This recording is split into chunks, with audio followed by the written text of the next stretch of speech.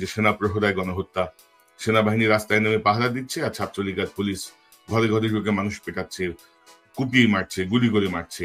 এই যে বিভৎসতা, এবং একজন জেনারেল ওয়াকারের ব্যাপারে কিন্তু মোস্তাফিজ ভাই আপনিও কিন্তু সার্টিফিকেট দিয়েছিলেন যে স্যার খুব জেন্টেলম্যান, স্যার খুব ভালো মানুষ, তার মন খুব নরম, এই জন্য বললো যে উনি 5 ওয়াক্ত নামাজ পড়েন, উনি খুব ভালো মানুষ। তো ভালো মানুষের নমুনা তো আমরা দেখলাম আসলে। আমরা বসে বসে মানুষ মারছি, ইউনিফর্ম পরে মানুষ মারছি, এতগুলো মানুষ মারা গেল, তার ব্যাপারে তার কোনো রিগ্রেট নাই, তার কোনো সরো নাই, তার কোনো বিষয় নাই, তার হচ্ছে সম্পদ নষ্ট হয়েছে, সিগনিফিক্যান্ট ড্যামেজ হয়েছে এইসব। মুজাহিদ ভাই, আপনি কি মনে করেন এই লোকের তো আপনি অনেক সার্টিফিকেট দিছিলেন আমাদের কাছে, আমার কাছে অন্তত, ভালো মানুষ, দিল নরম, জেন্টেলম্যান, এসা তেসা। আমরা ভাবছিলাম যে জেনারেল শফি বা জেনারেল আজিজের চেয়ে অন্তত ভালো একটা রোল আমরা পাবো। তো এই অবস্থা কেন হলো? সেনাবাহিনীর ভূমিকা আপনি কিভাবে দেখেন?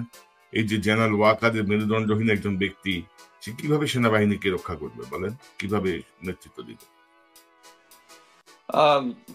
কনক ভাই, এটা ঠিক যে আমি আপনার শোতে বলেছিলাম ওনাকে ভালো সার্টিফিকেট দিয়েছিলাম, বাট অ্যাকচুয়ালি যেটা হয় আর কি, মানে যখন ঝড় বৃষ্টি আসে, মনে করেন নৌকা ডুবে গেলে লোকজন যেটা বলে না খড়কুটা ধরে বাঁচার চেষ্টা করে, আমরা হয়তো বা তাকে একটু ভালো বলে ওই খড়কুটার মতো বাঁচার চেষ্টা করেছিলাম। আমরা ভেবেছিলাম, মানে আমার যে নলেজ, ওনার সাথে যে আমরা দেখেছি যে উনি নামাজ পড়েন, মৃদুভাষী, বাট এট দ্য এন্ড যেটা মানে ওইখানে আমরা তার কতগুলো ভয়েস গুলোকে আমরা জেনেও, মানে আমি ব্যক্তিগতভাবে জেনেও আমি আড়াল করেছি। যে আমি চেয়েছি যে যেহেতু সেনাবাহিনীতে আমি 28 বছর চাকরি করেছি, আমি চেয়েছি যে জেনারেল আজিজ, জেনারেল শফিউদ্দিনের মতো ওনারা যে আর্মির যে স্ট্যান্ডার্ডটাকে যে নিচে নামিয়ে নিয়েছেন, অ্যাটলিস্ট ওনাকে যেহেতু একটু ভালো মানুষ জানি, উনি হয়তো বা চেষ্টা করবেন। বাট অনগ্রাউন্ডে আমরা কি দেখলাম, উনি অমানবিক আচরণ এবং নৃশংসতাতে জেনারেল আজিজ এবং জেনারেল শফিউদ্দিনকে ছাড়িয়ে গেছেন। এর আগ পর্যন্ত আমরা যখন আপনার এই অনুষ্ঠানে আমি বলেছি যে আমাদের মিলিটারি কমেন্ট্রির সবচেয়ে কষ্টের ভিডিও ছিল হচ্ছে 2018 ইলেকশনে, যখন একটা লোকজন আওয়ামী লীগ সন্ত্রাসীরা ছাত্রলীগ যখন কিছু লোককে মারতেছে, তখন তারা বাঁচার জন্য আর্মির পিক আপের কাছে গিয়েছে, আর্মির পিক আপটা চলে গেছে। এটা আমাদের বুক ভেঙে দিছে যে জনগণ, দেশের জনগণ আমাদের কাছে সাহায্য চাচ্ছে, আমরা সাহায্য করতেছি না এবং পালিয়ে যাচ্ছি। সো এখন এই পরিস্থিতিতে ওই কষ্ট তো কিছুই না। এখন আমরা দেখতেছি যে প্রথমে আমি যে মানুষ, সেনাবাহিনী যে সিরিয়ালে মানুষের দিকে গুলি করতেছে ওইটার একটা ভিডিও দেখলাম।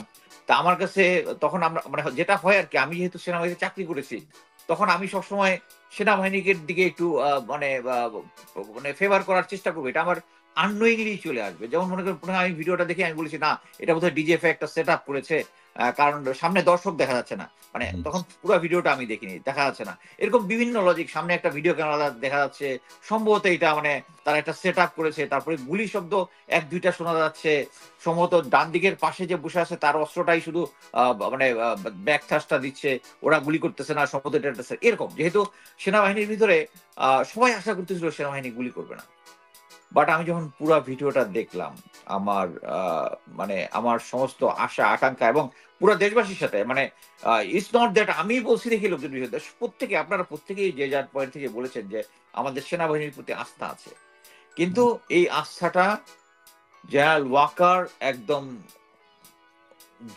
ধুলোয় মিশিয়ে দিয়েছেন। মানে এখন আমি মানে দেশে এবং বিদেশে রিটায়ার্ড অফিসারদের সাথে কথা বলেছি, রাওয়াতে অফিসাররা প্রায় বসে সবসময় ওখানে, প্রত্যেকটা অফিসার যে প্রেজেন্ট সিচুয়েশনকে কন্ডেম করে, কিন্তু কারো একটা কথা বাইরে বলার সাহস নেই। কিছু অফিসার যারা টক শোতে আসতো তাদেরকে ফোন করে বলতেছে আসার জন্য, তারা আসতেছে না। আমি বললাম যে স্যার আপনার তো উচিত এখন টক শোতে গিয়া ইউ টেল দ্য ট্রুথ। মানে অ্যাকচুয়ালি এই যে ওয়াইফের প্রেশার, বাচ্চার প্রেশার, এগুলা সবকিছু নিয়ে তারা কেউ যাচ্ছে না। এখন মানে ভয়ের জিনিসটা এমন ভাবে নিয়ে গেছে।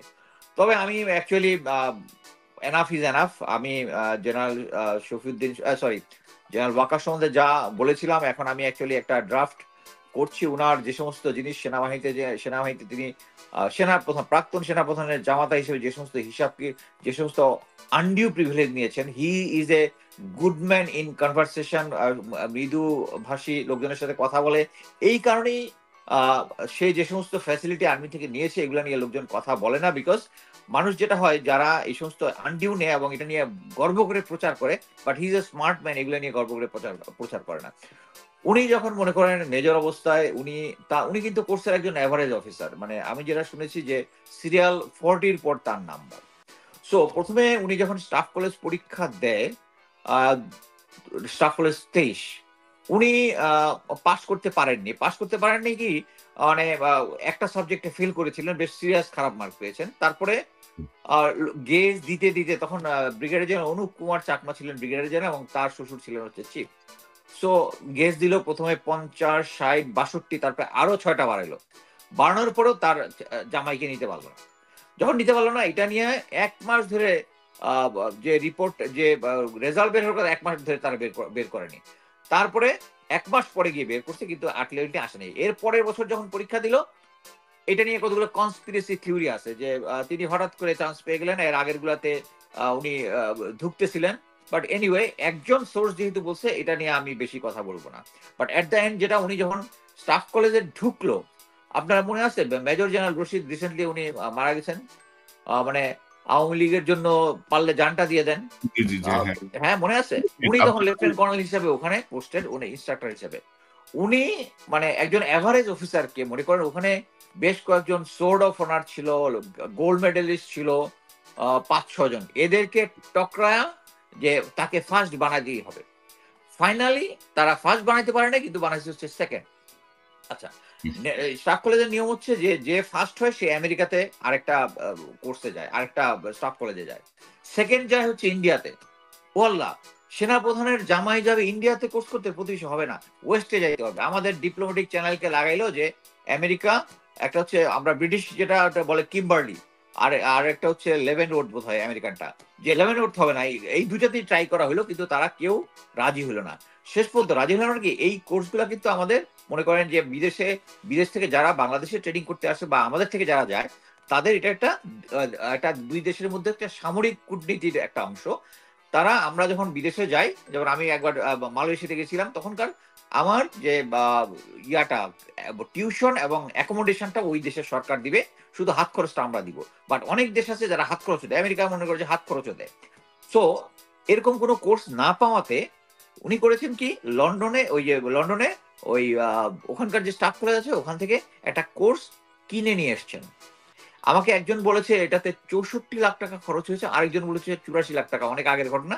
বাট হোয়াট এভার, এই টাকাটা দিয়ে কোর্সটা কিনে এনেছে, প্লাস হচ্ছে উনার ফ্যামিলি সহ ওই দেশে ছিল 1 বছর, ওইটার অ্যাকোমোডেশন। এটা আমি অ্যাভারেজ ধরে নিই যে অলমোস্ট 1 কোটি টাকা, মানে আর্মি ফান্ড থেকে সরকার তার জেনারেল মুসাইজ খরচ করে তার জামাতার জন্য, এবং উনি ওখান থেকে স্টাফ কলেজ করে এসছেন। দেখেন, যারা সেনাপ্রধান হয় আপনি দেখবেন যে তারা নর্মালি তাদের নিজস্ব স্কুল, উনি যেহেতু পদাতিক ইনফ্যান্ট্রি স্কুলে, উনি কিন্তু এসআইএনটিতে কোনো প্রশিক্ষক ছিলেন না, অন্য এখন ইয়া করেছেন, উনি কোনো ইনফ্যান্ট্রি ইউনিটের বিএম ছিলেন না। উনার যত ভালো পোস্টিং আছে হচ্ছে উনি যখন প্রমোশন পেয়েছেন তারপরে। আরেকটা কথা বলি, সেটা হচ্ছে আমি ধরে নেই যদি যে উনি বাংলাদেশের সাথে বিট্রে করেছেন এই 2024-এ, কিভাবে ছাত্রদের সাথে, ছাত্ররা যখন একটা আন্দোলনে পুলিশ, বিজিবি, আনসার, এদেরকে সবাইকে নাস্তানুবাদ করে রাস্তার মধ্যে একটা বিজয় কেতন উড়াচ্ছে, তখন এই মুহূর্তে উনি তার আর্মি নিয়ে এসে আন্দোলনটাকে ঠান্ডা করেছেন। বাংলাদেশের সাথে উনি একটা বেমানি করেছেন। এই বেমানি কিন্তু প্রথম না। 2009 সালে যখন বিডিআর হত্যাকাণ্ড হয়েছিল, এই মেজর ওয়াকারের নেতৃত্বে দুই কোম্পানি মানে অ্যাপ্রক্সিমেটলি 200+ সৈনিক নিয়ে, অস্ত্র নিয়ে উনি বিডিআর পিলখানায় পৌঁছায়। উনি যদি 10:30টার সময়, তখনও তার অর্গানাইজ না, তখন যদি অর্গানাইজ ভাবে মানে অ্যাটাকটা করা হইতো উনার ট্রুপস দ্বারা, তখন কিন্তু কোনো ক্যাজুয়ালিটি হইতো না, কিন্তু উনি করে নাই। এখানে একটা জিনিস বলতে পারি যে সমস্ত জিনিসে আইনি বাধা আছে, উনি তখন একটা বিদ্রোহ চলতেছে এবং উনার এই আইনটা জানার কথা, যে উনি যদি ওখানে থাকে এবং উনি যদি অ্যাটাকটা করে, এবং উনার ওইটাও জানার কথা যে উল্টা দিকে উনি আসছিলেন এই পিলখানার দিকে গেটে, আর ওদিকে আরেকটা গেটে ছিল হচ্ছে যেখানে ওই যে লেদার ইনস্টিটিউট যেটা আছে, ওইদিকে ছিল হচ্ছে র্যাবের একজন 60 কোর্সের অফিসার ছিল র্যাবের একটা কোম্পানি নিয়ে। ওটা হচ্ছে দুই দিক থেকে যদি অ্যাটাক হইতো তাহলে কিন্তু প্রবলেম সমাধান হতো। কিন্তু উনি শুনেছেন উনার হাসুবুর কথা শুনে উনি বাংলাদেশের সাথে বেইমানি করেছেন। সো উনার সাথে উনার যে মেরুদণ্ড নাই এটা তো তখনই প্রমাণ হয়েছিল। কিন্তু মোস্তাফিজ ভাই ধরেন এই যে ধরেন আমরা গত বেশ কয়েকটা প্রোগ্রামে আলোচনা করছি যে ধরেন বিডিআর হত্যাকাণ্ডের নামে বিদ্রোহের নামে যেভাবে ৫৭ জন অফিসারকে হত্যা করা হলো, জি তাদের কোনো বিচার হয়নি। যারা এই ঘটনার প্রতিবাদ করলো প্রত্যেককে চাকরিচ্যুত করা হয়েছে, বিভিন্নভাবে পানিশমেন্ট দেওয়া হয়েছে কারেক্ট এবং ভারতের সাথে যেভাবে বাংলাদেশকে বিকিয়ে দেওয়া হচ্ছে, ভারতের গোয়েন্দা সংস্থার অফিস যেভাবে ক্যান্টনমেন্টের সহ পুরো ঢাকা শহরকে ক্যাপচার করে ফেলেছে, সেখানে আমাদের সেনাবাহিনীর কোনো ভূমিকা নাই। সর্বশেষ এই যে রেল লাইন দেওয়ার ব্যাপারে সেনাবাহিনীর কোনো ভূমিকা নাই। তো ধরেন আমাকে গত পরশুদিনও সেনাবাহিনীর একজন সার্ভিং অফিসার বলল যে ভাই ৯০-৯৫ ভাগ জুনিয়র অফিসার এবং সৈনিক কিন্তু এখনো দেশের পক্ষে বা জনগণের পক্ষে। তো ৯০-৯৫ ভাগ পক্ষে দিয়া বাকি ৫ ভাগের যদি তারা অতিক্রম করতে না পারে, আমাদের লাভটা কি এই সব দিয়ে কি হবে?